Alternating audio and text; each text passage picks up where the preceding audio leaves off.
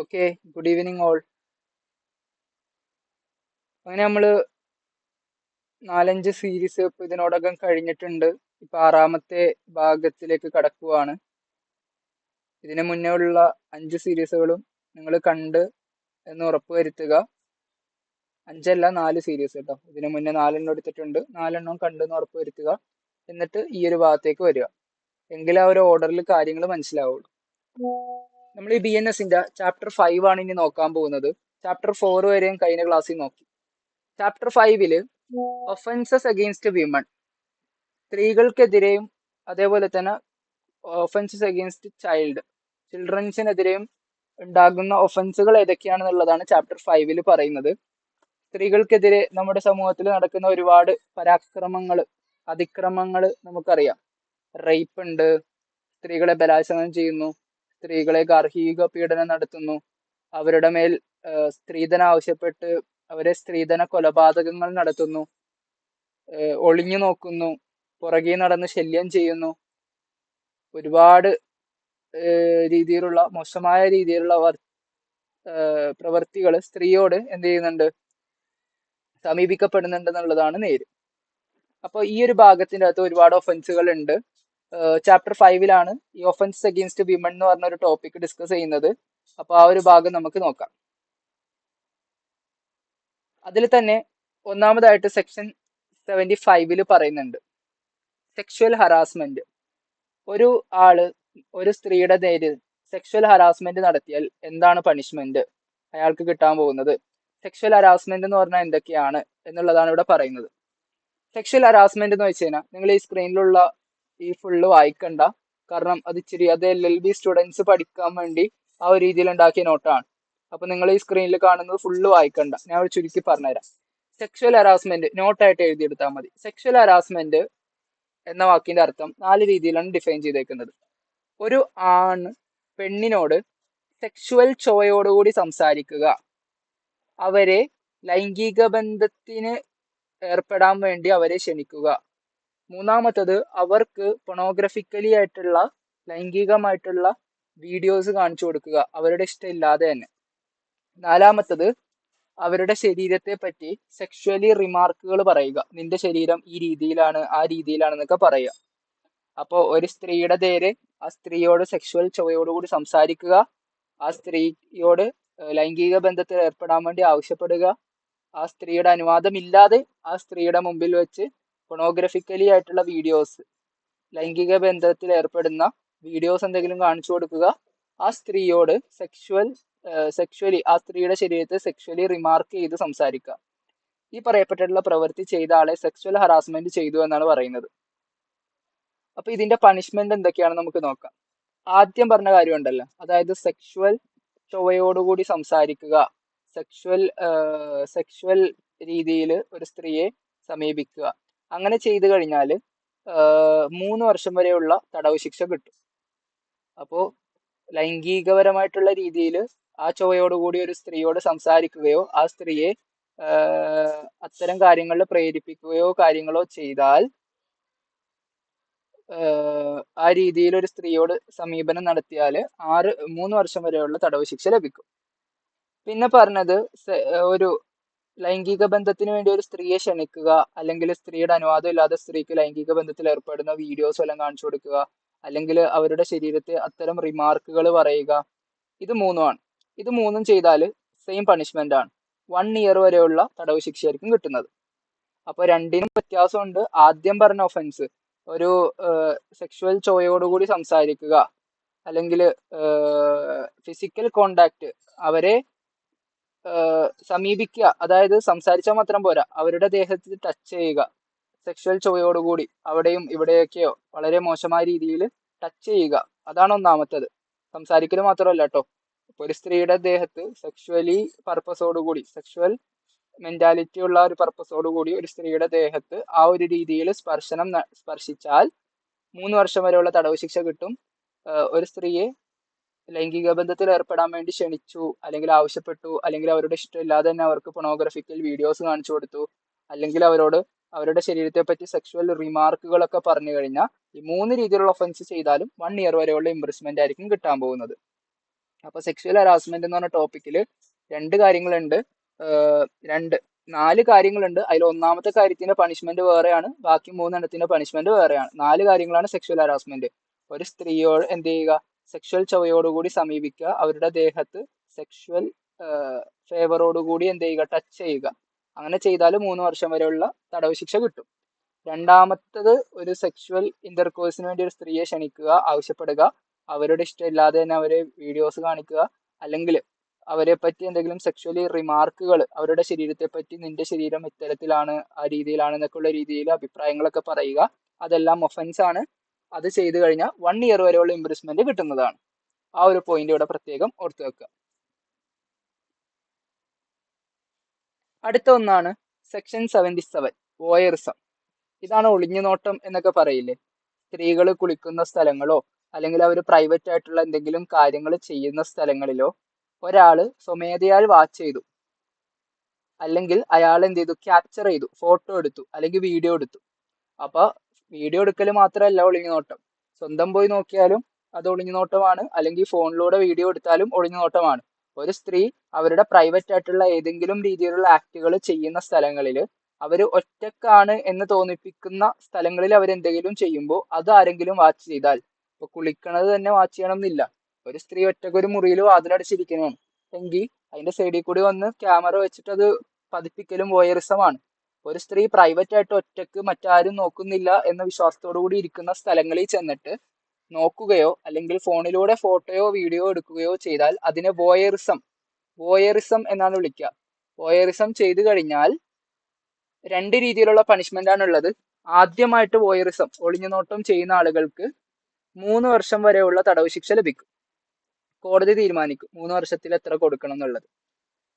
അങ്ങനെ അത് കിട്ടിയതിന് ശേഷം പുറത്തിറങ്ങിയിട്ട് ഇത്തരത്തിലുള്ള ഞരമ്പ് രോഗികൾക്ക് ഇതൊരു പാഷനായിട്ടൊക്കെ എടുക്കുന്നവരുണ്ടാകും. അപ്പൊ അവർ വീണ്ടും വീണ്ടും ഒളിഞ്ഞു നോക്കാൻ പോകും. ഒന്നിലധികം തവണ ആവർത്തിക്കുന്ന ആളുകൾക്ക്, ഒരു തവണ ആവർത്തിച്ചു കോടതി ശിക്ഷ കൊടുത്തു, രണ്ടാമത് വീണ്ടും വീണ്ടും ആവർത്തിച്ച് ചെയ്ത ഒഫൻസ് ആണെങ്കിൽ, വീണ്ടും വീണ്ടും ഒളിഞ്ഞു നോക്കുകയാണെങ്കിൽ രണ്ടാമത്തെ തവണ മുതൽ ഓരോ തവണ ചെയ്യുന്നതിനും 5 വർഷം വരെയുള്ള തടവ് ശിക്ഷ കൊടുക്കാൻ പറ്റും. 5 to 3 കുറയാത്തത് 7 വരെ ഉള്ളത്, 5 അല്ല 3 കുറയാത്തത് 7 വരെ ഉള്ളത്. ആദ്യത്തെ ഘട്ടമാണെങ്കിൽ 3 വരെയും പോകാമെന്നാണ്, അതായത് 3 കൂടാൻ പാടില്ല, 2 1 അങ്ങനെ കൊടുക്കാൻ പാടുള്ളൂ. രണ്ടാമത് അതിൽ ആവർത്തിക്കുകയാണെങ്കിൽ 3 കുറയാൻ പാടില്ല എന്നാണ്, 3 നിർബന്ധമായിട്ടും കൊടുക്കണം, 7 വരെയും പോകാം. അപ്പൊ 4 5 6 വർഷങ്ങൾ കൊടുക്കാം. അപ്പൊ സബ്സിക്വന്റ് ആയിട്ടുള്ള ഓരോ ഒളിഞ്ഞു നോട്ടത്തിനും ഇത്രയും ശിക്ഷകൾ കിട്ടിക്കൊണ്ടിരിക്കും. അപ്പൊ ഒളിഞ്ഞു നോക്കുന്നതിന് പറയുന്ന ടേം വോയറിസം എന്നാണ്. സെക്ഷൻ 77 ഇതിനെപ്പറ്റി പറയുന്നത്. ഒളിഞ്ഞു നോട്ടം ചെയ്താലുള്ള പണിഷ്മെന്റ് എന്താണ്, കാര്യങ്ങളൊക്കെ നമ്മൾ നോക്കി. 3 വർഷം, ആദ്യത്തെ തവണയാണെങ്കിൽ 3 വർഷം വരെയും, രണ്ടാമത്തെ തവണയാണെങ്കിൽ 3 വർഷത്തിനേക്കാൾ കൂടുതൽ 7 വർഷത്തിൽ താഴെ.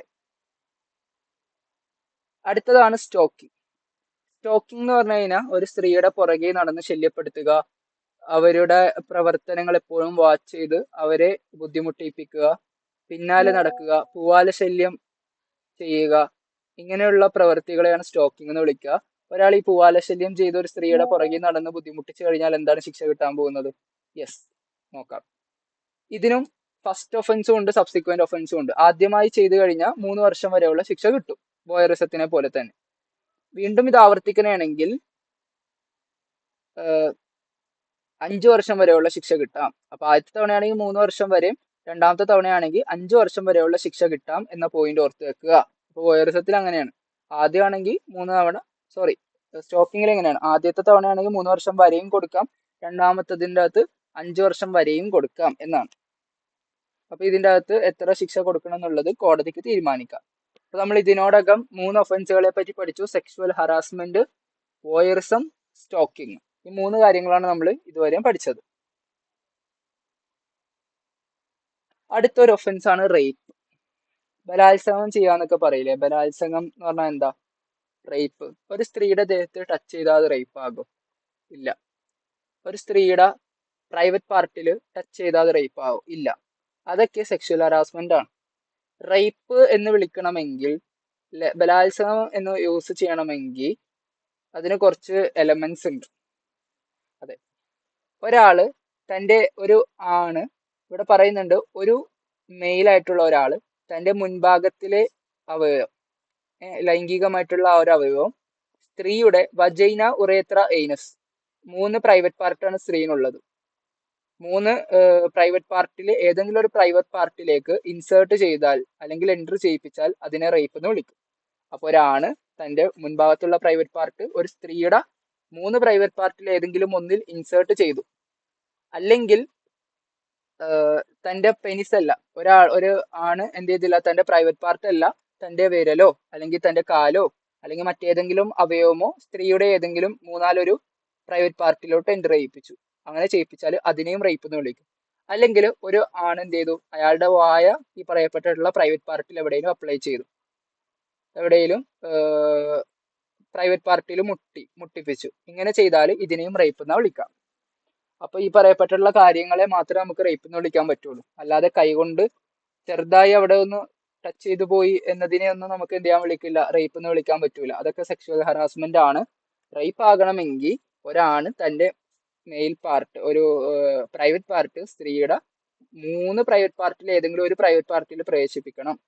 അല്ലെങ്കിൽ ഒരാണ് തന്റെ മുൻഭാഗമല്ലാത്ത മറ്റേതെങ്കിലും അവയവം സ്ത്രീയുടെ മൂന്നാലൊരു പ്രൈവറ്റ് പാർട്ടിൽ പ്രവേശിപ്പിക്കണം, ഇൻസേർട്ട് ചെയ്യണം. അല്ലെങ്കിൽ തന്റെ വായ ആ ഒരു ഭാഗത്ത് അപ്ലൈ ചെയ്യണം. ഈ പറയപ്പെട്ടുള്ള ഏതെങ്കിലും ഒരു ആക്ട് ചെയ്ത ആളെ റേപ്പ് കമ്മിറ്റ് ചെയ്തു എന്നാണ് വിളിക്കുക. ഇവിടം കൊണ്ട് തീർന്നില്ല. റേപ്പ് ആകണമെങ്കിൽ അത് ആ സ്ത്രീയുടെ അനുവാദം ഇല്ലാതെ ചെയ്തതാകണം. അനുവാദത്തോടു കൂടി ചെയ്തു കഴിഞ്ഞാൽ റേപ്പ് അല്ല, അത് ഉഭയസമ്മതത്തോടു കൂടിയുള്ള ലൈംഗിക ബന്ധത്തിൽ ഏർപ്പെടൽ എന്ന് അതിനെ വിളിക്കാൻ പറ്റുള്ളൂ. അപ്പൊ അവരുടെ ഇഷ്ടം ഇല്ലാതെ, അവരുടെ അനുവാദം വാങ്ങാതെ, അല്ലെങ്കിൽ അവർക്ക് വല്ല മയക്കുമരുന്ന് കൊടുത്ത്, അല്ലെങ്കിൽ അവരെ പേടിപ്പിച്ച് നിർത്തിക്കൊണ്ട്, അല്ലെങ്കിൽ അവരെ തെറ്റിദ്ധരിപ്പിച്ചുകൊണ്ട് ഈ പറയപ്പെട്ടിട്ടുള്ള രീതിയിലൊക്കെ ആയിരിക്കണം. അല്ലെങ്കിൽ അവർക്ക് 18 വയസ്സിൽ താഴെയാണ്. 18 വയസ്സിൽ താഴെയാണെങ്കിൽ അവർ അനുവാദം തന്നാലും അത് റേപ്പാണ്. കാരണം 18 വയസ്സാണ് നമ്മുടെ ഇന്ത്യൻ നിയമം അനുസരിച്ചിട്ട് ഒരു വാലിഡ് കൺസെന്റ്, അനുവാദം നൽകാനുള്ള ഏജ്. 18 വയസ്സിൽ താഴെ കൺസെന്റ് തന്നതിനാൽ അതൊരു വാലിഡ് കൺസെന്റ് അല്ല. അപ്പൊ 18 വയസ്സിൽ താഴെയുള്ള കുട്ടികൾ അനുവാദം തന്നിട്ട് നമ്മൾ അവരുമായി സെക്ഷൽ ഇന്റർകോഴ്സിൽ ഏർപ്പെട്ടാൽ പോലും അതിനെ റേപ്പ് ആയിട്ടായിരിക്കും കൺസിഡർ ചെയ്യുക. അപ്പൊ ഒരു സ്ത്രീയെ ആ സ്ത്രീയുടെ അനുവാദമില്ലാതെ ആ സ്ത്രീ വേണ്ട എന്ന് പറഞ്ഞിട്ടും ലഹരി കൊടുത്തുകൊണ്ടോ അല്ലെങ്കിൽ പേടിപ്പിച്ച് നിർത്തിയിട്ടോ അല്ലെങ്കിൽ തെറ്റിദ്ധരിപ്പിച്ചു കൊണ്ടിട്ടോ ആ സ്ത്രീയുമായിട്ട് ഇത്തരത്തിൽ ലൈംഗിക ബന്ധത്തിൽ ഏർപ്പെട്ട ആളെ റേപ്പ് ചെയ്തു എന്നാണ് വിളിക്കുക. റേപ്പ് ചെയ്തു കഴിഞ്ഞാൽ ഏറ്റവും ചുരുങ്ങിയത് 20 വർഷം, shall not be less than 10 years. Rape ചെയ്താൽ എന്താ 10 ഇയേഴ്സ് ഏറ്റവും ചുരുങ്ങിയത് കിട്ടും. എത്ര അത് വേണമെങ്കിൽ ഇംപ്രിസ്മെന്റ് ഫോർ ലൈഫ് വരെ കൂടി പോകാവുന്നതാണ്. അപ്പൊ റേപ്പ് ചെയ്ത ആളുകളുടെ ശിക്ഷ എന്ന് പറയുന്നത് ഏറ്റവും ചുരുങ്ങിയത് 10 ആണ്. 10ൽ കൂടുതൽ എത്ര വേണമെങ്കിലും കിട്ടും. അത് ഇംപ്രിസ്മെന്റ് ഫോർ ലൈഫ്, ജീവകാലം ഫുള്ള് ജയിലിൽ കിടക്കുന്ന അവസ്ഥ വരെയും കോടതിക്ക് എന്ത് ചെയ്യാൻ നിശ്ചയിച്ചു കൊടുക്കാം. തൂക്ക് ശിക്ഷയില്ല കേട്ടോ. ഇന്ത്യൻ നിയമം അനുസരിച്ചിട്ട് റേപ്പ് ചെയ്താൽ അയാളെ തൂക്കിക്കൊല്ലണം എന്ന് പറയുന്നില്ല. പക്ഷെ പറയുന്ന ഒരു ഏരിയ ഉണ്ട്, അത് നമുക്ക് ശേഷം നോക്കാം. സാധാരണ ഒരു റേപ്പ് നടന്നു കഴിഞ്ഞാൽ 10 വർഷത്തിൽ കുറയാത്ത പണിഷ്മെന്റ് കൊടുക്കണം. 10 വർഷം ഏറ്റവും ചുരുങ്ങിയത് ജയിലിൽ കിടക്കണം, അല്ലെങ്കിൽ അതിന്റെ മുകളിൽ. അപ്പൊ 10ൽ കൂടുതൽ അത് എത്ര വേണമെങ്കിലും ആകാം, അത് ജീവപര്യന്തം ആകാം. ഒപ്പം ഫൈനും കൂടി കൊടുക്കേണ്ടി വരും.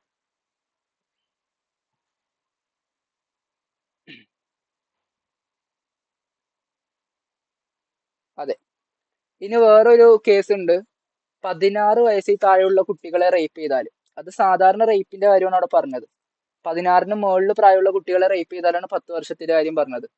16 വയസ്സിൽ താഴെയുള്ള കുട്ടികളെ റേപ്പ് ചെയ്ത് കഴിഞ്ഞാൽ ഏറ്റവും ചുരുങ്ങിയത് 20 വർഷം തടവ് ശിക്ഷ കൊടുക്കണം. അത് മാക്സിമം ഇംപ്രിസ്മെന്റ് ഫോർ ലൈഫ് വരെയും കൂടി പോകാം. ഇംപ്രിസ്മെന്റ് ഫോർ ലൈഫ് എന്ന് കഴിഞ്ഞാൽ ബാക്കിയുള്ള ജീവിതം ഫുള്ള് ജയിലിൽ കിടക്കുന്ന പണിഷ്മെന്റ് കൊടുക്കാം. അപ്പോ സാധാരണ ആളുകളെ റേപ്പ് ചെയ്ത 10 വർഷവും 16 വയസ്സിൽ താഴെയുള്ള പെൺകുട്ടികളെ റേപ്പ് ചെയ്ത് കഴിഞ്ഞാൽ 20 വർഷം ചുരുങ്ങിയത് ജയിലിൽ അടക്കണം എന്നാണ് സെക്ഷൻ 65 പറയുന്നത്. അപ്പോൾ ആ കാലയളവ് ശ്രദ്ധിക്കുക. ഇനി വേറൊന്നുണ്ട്, 12 വയസ്സിൽ താഴെയുള്ള കുട്ടി. ഇപ്പൊ നമ്മൾ സാധാരണ ആളുടെ കാര്യം പറഞ്ഞു 10 വർഷം ഏറ്റവും ചുരുങ്ങിയത്. 16 വയസ്സിൽ താഴെയുള്ള കുട്ടിയാണെങ്കിൽ 20 വർഷം ജയിലിൽ കിടത്തണം എന്ന് പറഞ്ഞു. ഇനി 12 വയസ്സിനേക്കാൾ കൂടുതൽ പ്രായം കുറഞ്ഞ കുട്ടികളാണ്, അത്രത്തോളം ചെറിയ കുട്ടിയാണെങ്കിൽ അയാളെ തൂക്ക് ശിക്ഷ കൊടുക്കാം. അയാൾക്ക് ഡെത്ത് പെനാൽറ്റി കൊടുക്കാം എന്ന് ഇവിടെ പ്രത്യേകം പറയുന്നുണ്ട്. കണ്ടില്ലേ? യെസ്, അയാൾക്ക് ഡെത്ത് പെനാൽറ്റി കൊടുക്കാം, അല്ലെങ്കിൽ വേറെ ഇംപ്രിസ്മെന്റോ കാര്യങ്ങളോ കൊടുക്കാം. അപ്പോ വ്യത്യാസം ഇതാണ്. സാധാരണ ഒരാളെ റേപ്പ് ചെയ്താലുള്ള ശിക്ഷയല്ല 16 വയസ്സിൽ താഴെയുള്ള കുട്ടിയെ റേപ്പ് ചെയ്താൽ, ആ ശിക്ഷയല്ല 12 വയസ്സിൽ താഴെ ഉള്ള കുട്ടിയെ റേപ്പ് ചെയ്താൽ. അപ്പൊ അതൊക്കെ മനസ്സിലാക്കി വെക്കാം. ഇനി റേപ്പ് ചെയ്തിട്ട് വിക്ടം, റേപ്പിന് ഇരയായിട്ടുള്ള പെൺകുട്ടി മരിച്ചുപോയി, അല്ലെങ്കിൽ അവർ പെർമനന്റ് വെജിറ്റേറ്റീവ് സ്റ്റേറ്റിലോട്ടായി, അതായത് കോമ അവസ്ഥയിലോട്ടൊക്കെ ആയിപ്പോയി എങ്കിൽ റേപ്പ് ചെയ്ത ആളെ തൂക്കിക്കൊല്ലാം എന്ന് പറയുന്നുണ്ട്. അപ്പൊ റേപ്പ് ചെയ്തത് മൂലം മറ്റയാൾ മരിച്ചു, അല്ലെങ്കിൽ പെർമനന്റ് വെജിറ്റേറ്റീവ് സ്റ്റേജിലോട്ട് എത്തി, കോമ അവസ്ഥയിലോട്ടൊക്കെ ആയിട്ടുണ്ടെങ്കിൽ റേപ്പ് ചെയ്ത ആളെ തൂക്കിക്കൊല്ലാം.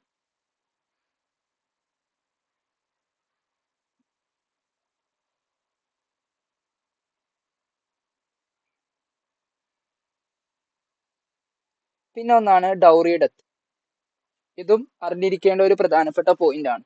അതായത് ഗാർഹികമായി സ്ത്രീധന പീഡനത്തിലൂടെ നടക്കുന്ന മരണങ്ങൾ, സ്ത്രീധന കൊലപാതകം എന്നാണ് അതിനെ പറയുന്നത്. അതായത് ഭർത്താവ് ഭാര്യയെ പിടിച്ചു കൊല്ലുന്നില്ല എങ്കിലും ഭർത്താവ് ഒരുപാട് ഉപദ്രവിക്കും ഭാര്യയെ, അവസാനം സഹികെട്ട് ഭാര്യ ആത്മഹത്യ ചെയ്താലും ഇതിനെ ഡൗറി ഡെത്ത് എന്നാ വിളിക്കുക, സ്ത്രീധന കൊലപാതകം എന്നാ വിളിക്കുക. ഇതിന് കാരണക്കാരായിട്ടുള്ള കുടുംബക്കാർക്കും ഭർത്താവിനും പണിഷ്മെന്റ് കിട്ടും. പക്ഷെ ഇതിന് കുറച്ച് കണ്ടീഷൻസ് ഉണ്ട് കേട്ടോ. ഒരു സ്ത്രീ കല്യാണം കഴിഞ്ഞ് 7 വർഷത്തിനുള്ളിൽ അസാധാരണമായ രീതിയിൽ മരിച്ചതായിട്ട് കാണപ്പെടണം. മാത്രമല്ല, മരിക്കുന്നതിന് മുന്നേ ആ സ്ത്രീയോട് ആ ഭർത്താവോ ഭർത്താവിന്റെ കുടുംബക്കാരോ സ്ത്രീധനവുമായി ബന്ധപ്പെട്ട് ഉപദ്രവങ്ങൾ ചെയ്തിട്ടുണ്ട് എന്ന് തെളിയിക്കപ്പെടണം. ഉപദ്രവങ്ങൾക്ക് ഇരയായിട്ടുണ്ട് ആ പെൺകുട്ടി എന്ന് തെളിയിക്കാൻ പറ്റണം. മാത്രമല്ല, ആ ഉപദ്രവങ്ങൾ ഡൗറി, സ്ത്രീധനം ചോദിച്ചുകൊണ്ടായിരുന്നു എന്ന് തെളിയിക്കാൻ പറ്റണം. ഈ പറയപ്പെട്ടുള്ള എലമെന്റ്സ് എല്ലാം ബോധിപ്പിച്ചു കഴിഞ്ഞാൽ, ഇപ്പോ പെൺകുട്ടിയുടെ വീട്ടുകാർ സമർപ്പിക്കണാണ്, പെൺകുട്ടി മരിച്ചതിന് ശേഷം, സാറേ ഇത്ര ദിവസം മുമ്പ് എൻ്റെ മോളെ അടിച്ചിട്ടുണ്ട്, അതിന്റെ പാടാണിത്, അടിച്ചത് സ്ത്രീധനം ചോദിച്ചിട്ടാണ്, എൻ്റെ മോൾ എനിക്ക് മെസ്സേജ് അയച്ചേക്കുന്ന വാട്സപ്പ് ഡീറ്റെയിൽസ് നോക്ക്, കല്യാണം കഴിച്ചിട്ട് 5 വർഷമായിട്ടുള്ളൂ, ഇപ്പോഴും സ്ത്രീധനം ചോദിച്ച് അവർ ഉപദ്രവിക്കണാണ്. ഇത്രയും കാര്യം പ്രൂവ് ചെയ്യാൻ പറ്റിക്കഴിഞ്ഞാൽ ഭർത്താവും ഭർത്താവിന്റെ വീട്ടുകാരും ആരൊക്കെ ഇതിന് കാരണക്കാരായിട്ടുണ്ടോ അവരെല്ലാവരെയും ഡൗറിയിടത്തിന്റെ പേരിൽ പണിഷ്മെന്റ് കൊടുക്കും. അത് ഏറ്റവും ചുരുങ്ങിയത് 7 വർഷമായിരിക്കണം. അത് മാക്സിമം ഇംപ്രിസ്മെന്റ് ഫോർ ലൈഫ് വരെ പോകാം. 7 വർഷത്തിൽ കുറയാത്ത പണിഷ്മെന്റ് കൊടുക്കണം എന്നാണ് അവിടെ പറഞ്ഞിട്ടുള്ളത്. അപ്പോൾ സ്ത്രീധന പീഡനങ്ങളുടെ കാരണം കൊണ്ട് അതിനിരയായിട്ട് മരിച്ചു പോകുന്ന സ്ത്രീകൾ ശ്രദ്ധിക്കേണ്ടത്, കല്യാണം കഴിഞ്ഞ് 7 വർഷത്തിനുള്ളിലായിരിക്കണം. അത് കഴിഞ്ഞാൽ സ്ത്രീധന പീഡനം എന്ന കൺസിഡറേഷൻ കൊടുക്കാൻ പറ്റൂല.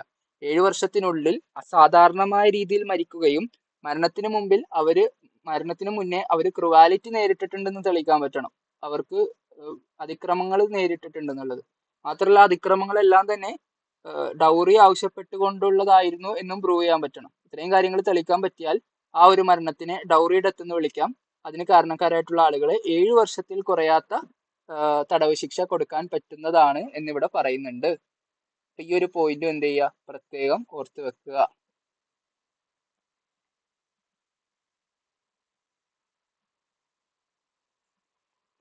പിന്നെ കുട്ടികളുടെ കാര്യം അവിടെ പറയുന്നുണ്ട്. കുട്ടികളെ എവിടെയെങ്കിലും കൊണ്ട് എന്ത് ചെയ്യുക, വെറുതെ ഉപേക്ഷിച്ചിട്ടിട്ട് പോവുക, അതൊക്കെ ഒഫൻസ് ആയിട്ടുള്ള കാര്യങ്ങളാണ് കേട്ടോ. അതിവിടെ പറയുന്നുണ്ട്. അതൊക്കെ വെറുതെ ചെറിയ രീതിയിൽ നോക്കി വെച്ചാൽ മതി. ഈ ചാപ്റ്റർ 5 തന്നെ പറയുന്ന ഒരു കാര്യമാണത്. 12 വയസ്സിൽ താഴെയുള്ള കുട്ടികളെ ഏതെങ്കിലും വിജനമായ സ്ഥലങ്ങളിൽ കൊണ്ട് ഉപേക്ഷിച്ച് പോയി കഴിഞ്ഞാൽ അത് ഒഫൻസ് ആണ്.